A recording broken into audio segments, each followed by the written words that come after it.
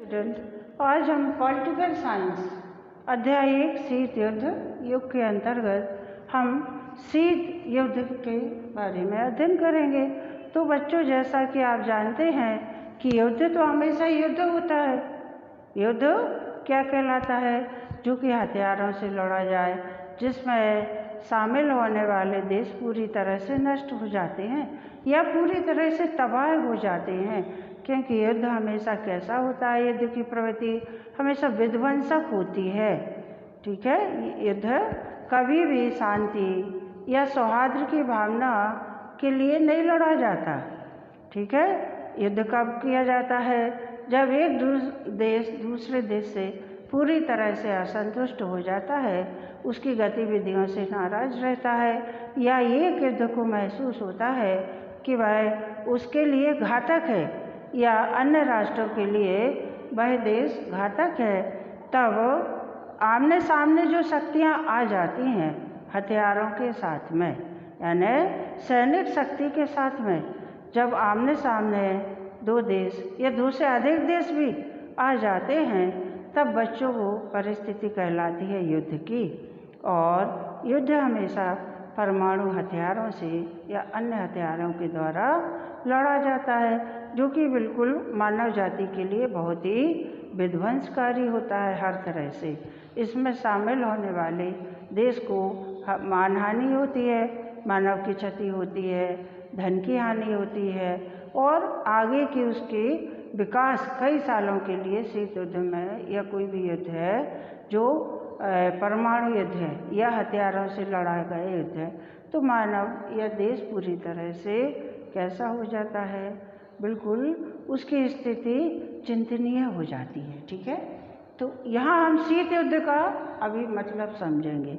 तो ऐसा युद्ध जो कि कैसे लड़ा जाए? जो कूटनीति द्वारा लड़ा जाए। अब कूटनीति यानी प्रत्येक प्रकार की चाल, कूटनीति यानी ऐसी चालों के द्वारा जो लड़ा जाए कि जिसमें प्रेस के द्वारा या रेडियो प्रसारण के द्वारा या अपने विचारों या व्याख्यान के द्वारा या तरह तरह के भाषण, जब एक देश दूसरे देश से असंतुष्ट रहता है या मन में तनाव रहता है, तो अपनी बातों को या अपने मन की गुस्सा को वो कैसे निकालता है? भाषण के द्वारा निकालता है।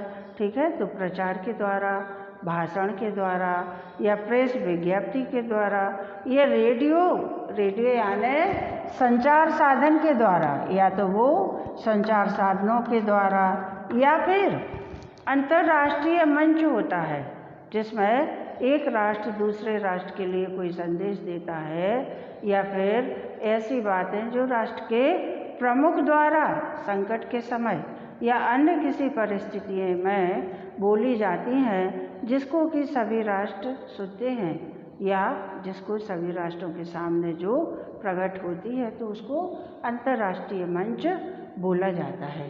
तो बच्चों, शीत युद्ध एक ऐसा युद्ध होता है जिसमें हथियारों का उपयोग नहीं किया जाता, हथियार के बिना लड़ा जाता है, जिसमें सैनिक शक्ति का प्रयोग नहीं होता है। ये मन में जो एक दूसरे के प्रति जो तनाव होता है, जो प्रतिद्वंद्विता होती है।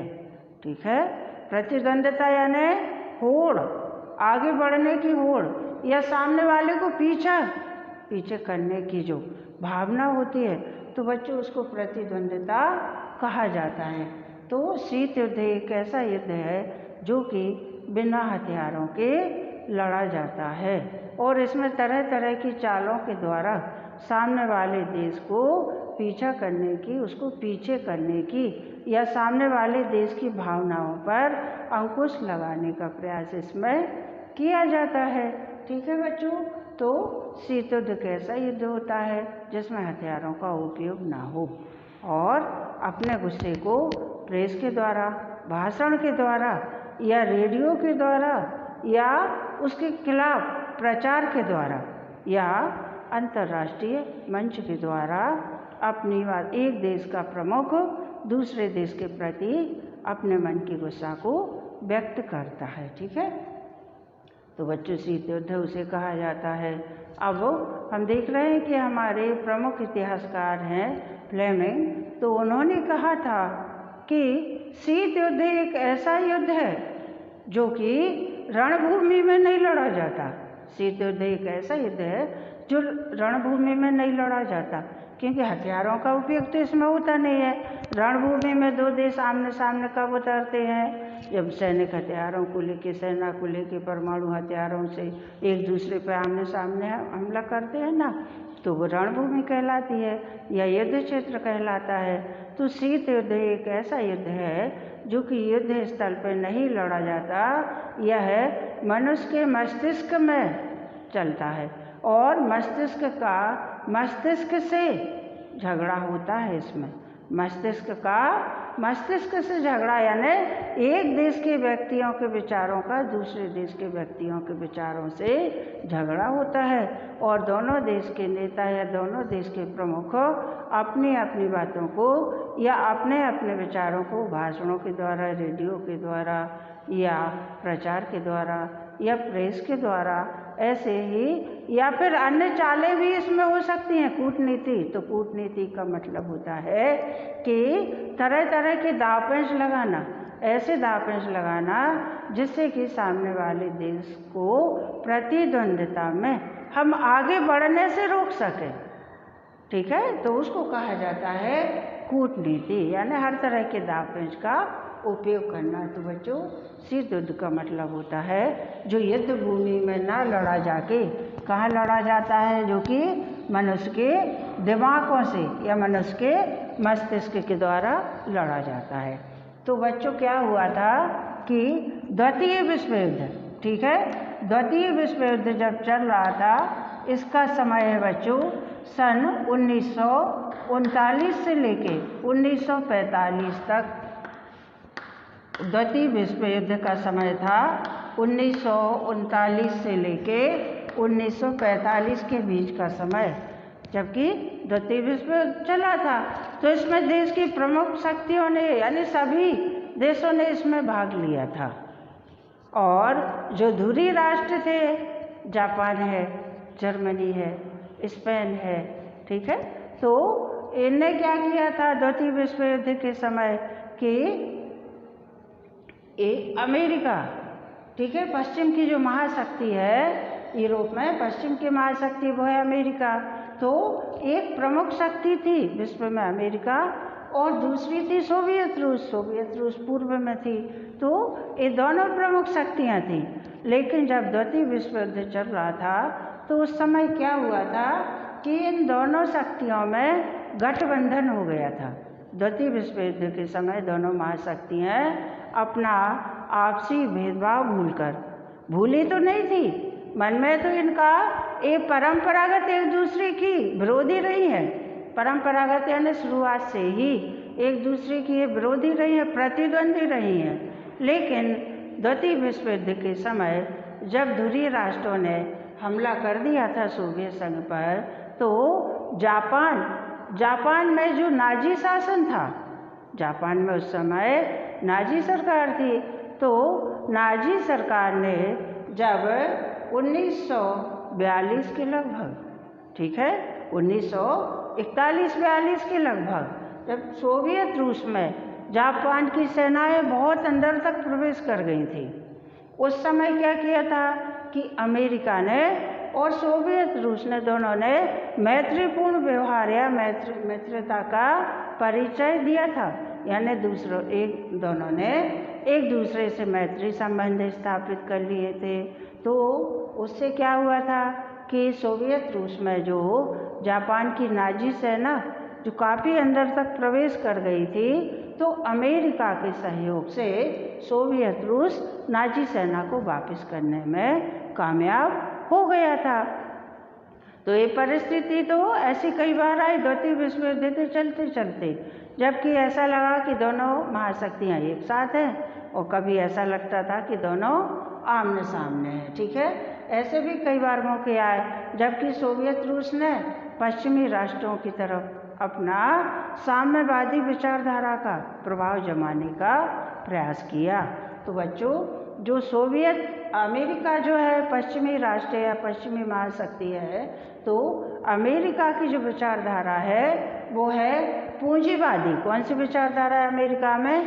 पूंजीवादी और उदार लोकतंत्र की विचारधारा। पूंजीवाद और उदार लोकतंत्र, ठीक है, उदार लोकतंत्र की। और इसी तरह से जो सोवियत रूस की विचारधारा है, सोवियत रूस की विचारधारा वो है साम्यवादी विचारधारा। सोवियत रूस में साम्यवाद का प्रभाव था, ठीक है। तो यहाँ का जो सत्ताधारी वर्ग था वो सब साम्यवादी विचारधारा से प्रभावित था। तो सोवियत रूस पश्चिम में साम्यवाद की विचारधारा को फैला रहा था, और इधर अमेरिका पूर्व के देशों में अपनी पूंजीवादी विचारधारा को, यानी दोनों एक दूसरे की सीमाओं में, एक दूसरे राष्ट्रों को अपनी शक्ति में मिलाने के लिए, अपने ग्रुप में मिलाने के लिए जो कैसे थे, प्रयासरत थे। तो दोनों देश अपने अपने गठबंधन को बढ़ाते जा रहे थे। तो अमेरिका ने उत्तर पूर्व के देशों से जो संगठन बनाया, C2 और NATO, ठीक है। तो उत्तर के देशों के साथ में जो NATO और C2,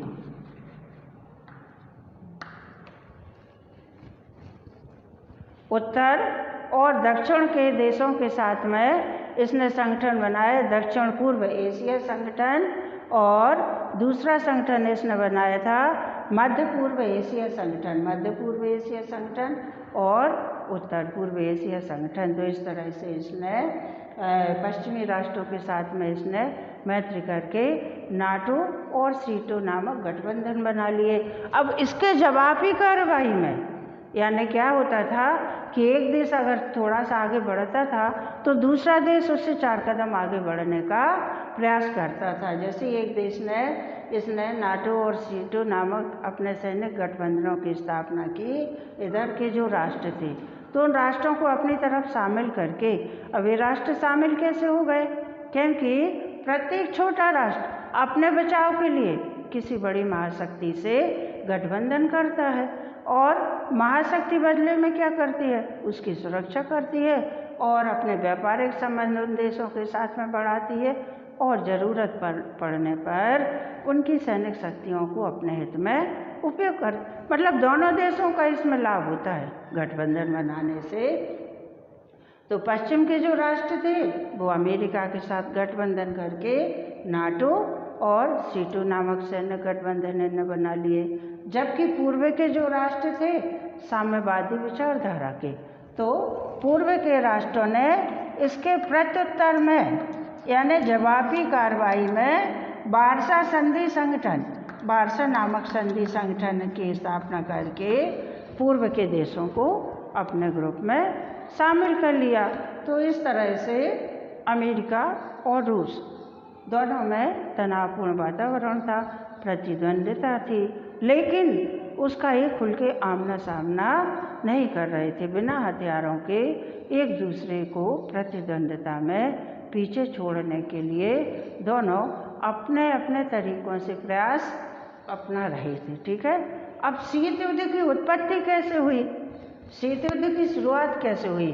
तो बच्चों, जैसा कि आप देख रहे हैं कि अभी हमने कहा था कि सोवियत रूस और अमेरिका परंपरागत कैसे रहे हैं? तनाव पूर्ण वातावरण, दोनों के बीच में परंपरागत तनावपूर्ण वातावरण हमेशा से ही रहा है, क्योंकि विश्व के 2 ध्रुव थे। कितने ध्रुव थे? 2 ध्रुव। 2 ध्रुव यानी 2 शक्तियाँ थीं। ध्रुव यानी शक्तिशाली केंद्र। तो एक ध्रुव कौन सा था विश्व का? एक ध्रुव था पश्चिम में अमेरिका, ठीक है, 2 ध्रुव। तो 2 ध्रुव यानी 2 बड़ी शक्तियाँ या 2 बड़े केंद्र या 2 महाशक्तियाँ। तो जैसा कि अभी भी आपने देखा कि पश्चिम में था अमेरिका, तो पूर्व में था सोवियत रूस, ठीक है। तो सोवियत रूस और अमेरिका। तो जब विश्व में दो शक्तियाँ या दो गठबंधन या दो ध्रुव आमने सामने तनावपूर्ण स्थिति में रहते हैं तो उस समय उनमें जो युद्ध होता है या जो उनके बीच एक दूसरे को प्रतिद्वंद्विता में पीछे छोड़ने के लिए जो लड़ाई लड़ी जाती है तो उसको शीत युद्ध कहा जाता है। शीत युद्ध की शुरुआत कैसे हुई? तो बच्चों, शीत युद्ध की शुरुआत द्वितीय विश्व युद्ध में उस समय हुई थी जबकि ध्रुवीय राष्ट्रों ने बड़ी शक्तियों पर, महाशक्तियों पर, सोवियत रूस पर हमला कर दिया था और उस समय अमेरिका ने इसके साथ मित्रता निभाई थी और मित्रता निभाने से सोवियत रूस से नाजी सेनाएं तो वापस चली गई, लेकिन सोवियत रूस और अमेरिका के बीच में जो समझौता हुआ था कि हम आपकी मदद कर रहे हैं, आपको यह समझौता करना पड़ेगा, तो सोवियत रूस ने उस समझौते से क्या कर दिया था? उसको अनदेखा कर दिया था या उस पर अमल नहीं किया था। तो इस तरह से तनाव का वातावरण में बना हुआ था, ठीक है। और इसी प्रक्रिया के चलते दोनों देश एक दूसरे को शक्ति में पीछे छोड़ने के लिए अपने अपने जो गठबंधन बनाते जा रहे थे या अपनी सैन्य शक्ति को जो बड़ा करते जा रहे थे, तो उससे क्या था कि दोनों एक प्रभाव बताना चाहते थे। हम शक्तिशाली हो जाएंगे तो सामने वाला देश अपने आप सुन के भयभीत हो जाएगा। तो ऐसा कुछ करने के लिए तरह तरह की कूटनीतिक चालों का उपयोग कर रहे थे, ठीक है। जहाँ जिससे जैसा बनता था वो अपने देश की शक्ति को बढ़ाकर और सामने वाले को भयभीत करके प्रतिद्वंद्विता में पीछे छोड़ने के लिए ये तरह तरह के उपाय कर रहे थे। तो शीत युद्ध की शुरुआत कब होती है? शीत युद्ध की शुरुआत होती है द्वितीय विश्व युद्ध के ठीक बाद का समय 1945 से लेके 1991 तक का समय शीत युद्ध का युग कहलाता है। 1945 के बाद का, क्योंकि 1939 से 45 का समय तो द्वितीय विश्व युद्ध में निकल गया। अब जो 1945 से लेके 1991 के बीच का समय है, इसको शीत युद्ध युग के नाम से जाना जाता है, क्योंकि द्वितीय विश्व युद्ध के बाद से ही परिस्थितियां दोनों देशों में ऐसी बन गई थी कि दोनों देश एक दूसरे का सहयोग तो करते रहे थे, लेकिन फिर भी दोनों में एक दूसरे के प्रति बहुत ही प्रतिद्वंद्विता की भावना या तनावपूर्ण वातावरण दोनों में आ गया था, ठीक है। तो आगे हम अध्ययन करेंगे, ऐसी बहुत सी घटनाओं को देखेंगे, जबकि ऐसा कई बार ऐसा हुआ, जैसे अफ़गानिस्तान का प्रकरण है या कोरिया युद्ध है या बर्लिन की दीवार है।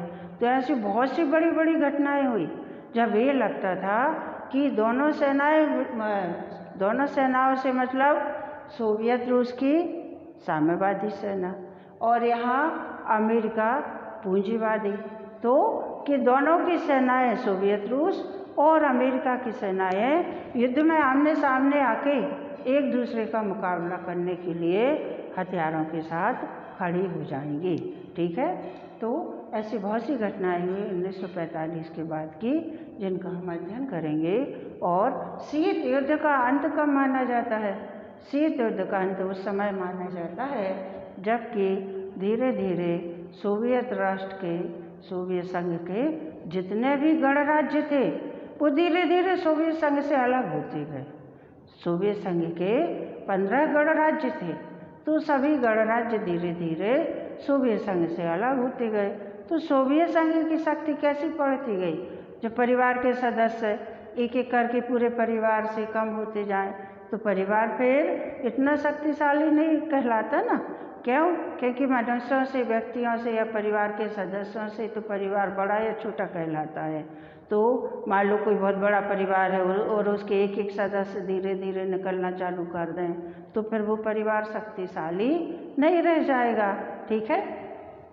तो बच्चों, यही पोजीशन सोवियत संघ के सामने बनी थी कि 1991 के आते आते सोवियत संघ पूरी तरह से टूट चुका था या सोवियत संघ अब पूरी तरह से बिखर चुका था, क्योंकि सोवियत संघ के सभी गणराज्य एक एक करके उससे अलग होते गए थे। तो इस तरह से 15 गणराज्य थे और सब उससे अलग होते गए। अब जब एक देश कमज़ोर पड़ गया तो दूसरा देश तो अपने आप शक्तिशाली कहलाएगा।